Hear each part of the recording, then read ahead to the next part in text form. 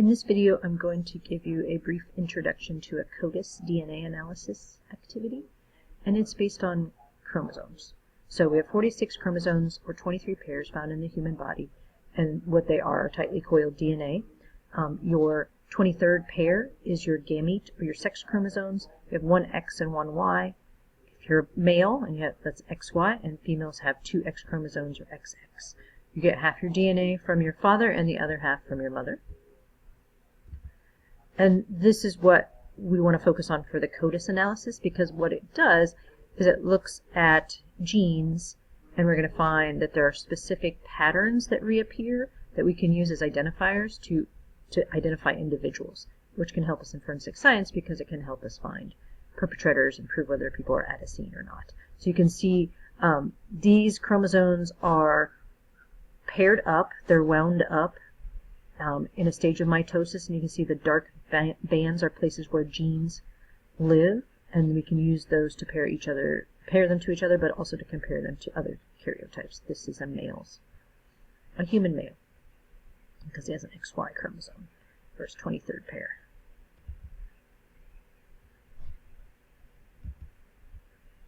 A gene is a segment of DNA in a chromosome that serves as a production or regulation of proteins. So there's a lot of DNA sequences, but not all of DNA are genes. The genes are what we're interested in. That's what the dark bands are, and that's going to be our identifying characteristics, because making proteins is their job, and proteins are running our biochemistry. So the coding DNA region of a DNA is known as the gene, includes exons and introns, and exons will be expressed, introns will be deleted, but when they're copied, there's an editing and checking process that goes on that reshuffle things, and that's when mutations can happen, but it also is thought to be connected to our genetic variability and actually be a really incredible strength of DNA and points towards biodiversity, which points towards adaptable species that can live in the long term. So, massive amounts of information. People cannot create files to hold this kind of data, so we need computers, and that's when we get into the CODIS here we're going to talk about in a second. And we also have the problem of that DNA is incredibly tiny. It's molecular, so we have no type of apparatus or magnification that can make it big enough for us to see. So we use this inventive process called polymerase chain reaction, or PCR for short, that multiplies. It takes a section of DNA, cuts it with primers, replicates it so many times that you can actually stain it onto a gel and actually see the bands of DNA. Just kind of like a karyotype is made much bigger than it is. There's a replication process that allows us to really, really fine-tune diagnostic tool that's very useful for both forensics and diagnostic medicine. It's better than fingerprinting. It's kind of like the standard, the gold standard now, even more than fingerprinting. So 99% of all human DNA is the same. Scientists only need to examine 1% region for variability to tell us apart. So we have DNA that's very similar between each other and between other species. So the enzymes that cut DNA are called restriction enzymes, and they cut in the same way each time they interact with DNA in a very predictable way, so they're great tools. Gel electrophoresis has been replaced by the use of STR analysis, and that's what we're going to look at in your lab. So what we're looking for are repeating bases, and we're going to look at letters of bases as opposed to karyotypes, but I'm going to show you a karyotype that has these 13 STRs that the FBI has on record to identify Americans and distinguish between them. So it's their database. So here is a law enforcement agent at a crime scene collecting DNA evidence, and usually it's cotton swabs. He would bag it. He's wearing gloves to keep it from contaminating the DNA, because it's very easy to do, and taking it back to the lab. So STRs, which are kind of like identifying DNA, inherit an allele from each parent.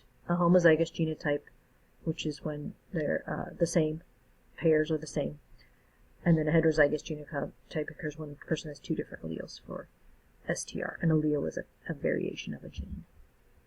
And so this is what's going to be at the top of your lab. It's these 13 CODIS core STR loci with chromosomal positions.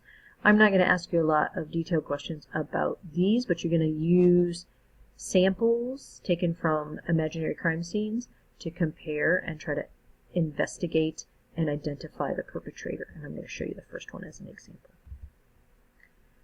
Okay, so based on the idea that DNA STR profile is unique, and we can add fluorescent dyes to the PCR reaction, and it's magnified so we can see it with our naked eye, and there's very powerful tools for identification. I'm going to not focus on this part of the STR analysis, so we're just going to look at diagnostics. So I'm going to skip this part of probability for this actual section. All right, so now let's go over to our lab. So you're going to fill out a sheet, and you can work together on this if you want. You don't have to print this. You can just create a Google Doc and tell me, like, just for the different questions, who you think is the suspect. So for example,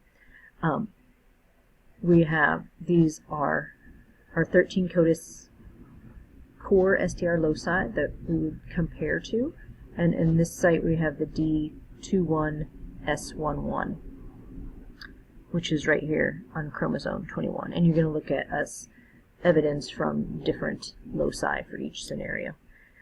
But this is the actual evidence. So we have like our orange and our purple, but notice we've got GTA, GTA, GTA, so we've got like 3 sequences of repeating GTAs. With the purple we've got the 1.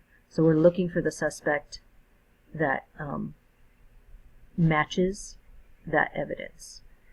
So if we look at the highlighted areas here, we've got a GTA in the first column as suspect 1 and 3 GTAs in the second column. We've got 3 in suspect 2 and 1 repeating in suspect 2. But for suspect 3, we don't have the 3 repeating. So we could have a match for either one of these. So notice they don't show up at exactly the same part of the sequence, but they show up in that pattern, and that's what you're looking for. So that would be your answer for number 1, is that these are the suspects that match 1 and 2. Okay, so you're going to use that information to finish this worksheet, and let me go to